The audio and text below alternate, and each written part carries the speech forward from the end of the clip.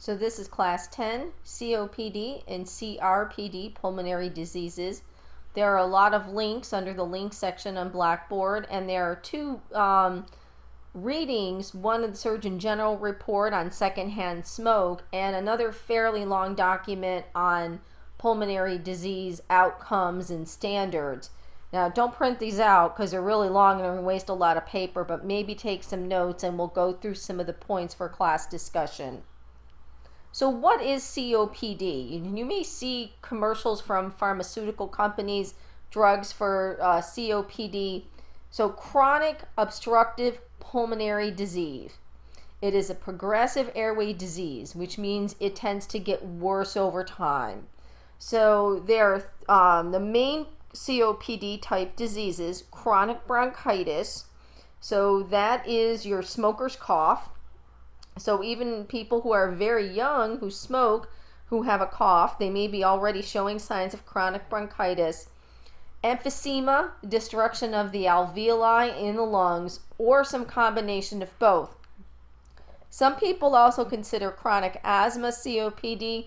We're going to talk about asthma in another class, so I'm not going to talk about asthma today. But basically, it's an inflammatory disease. The bronchioles become fibrotic, they become very stiff, and you get irreversible airway obstruction and damage. People have dyspnea, difficulty breathing, wheezing, they have chronic coughs, and it's about 24 million people affected, and it's one of the most common lung diseases in the U.S. COPD data from the CDC.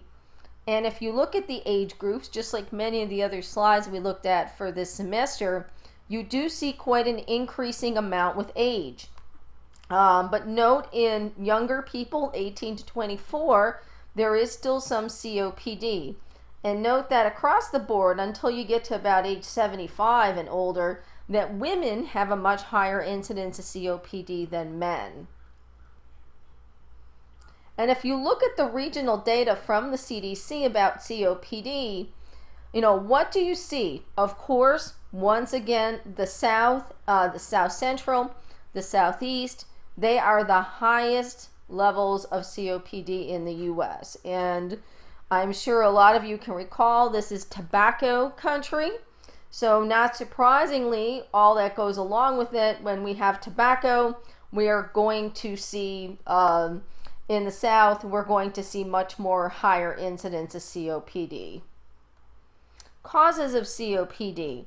Not surprising. Most people are current or former smokers. So COPD sometimes doesn't get a lot of respect because this is somebody who brought it on themselves. So current or former smokers. The largest group, Caucasian men greater than 60 years old. But if you look at those slides from the CDC, at younger ages, it's definitely more women than men. So cigarette smoking is number one. There are people who are exposed to occupational and environmental pollutants. They worked in places that before there were anti-smoking laws. They live with people who smoke. So I've got a link on Blackboard about Dr. Tony Yancey from UCLA. I know her from the American Journal of Health Promotion. She recently passed away this summer, and she was a non-smoker who had lung cancer. So it does happen, and so people who are non-smokers can develop diseases from secondhand smoke. There's another type of COPD that's an enzyme deficiency. And the enzyme is called alpha-1 antitrypsin. So it's a genetic form of COPD not related to smoking. So not everybody who has COPD is related to smoking. Allergies, people who have a lot of allergies. People who have a lot of allergies tend to develop chronic asthma as well. And the note on the bottom, clients may have multiple chronic diseases. So they may have COPD, they may have heart disease, they may have diabetes, they may have arthritis. So that shouldn't be anything new.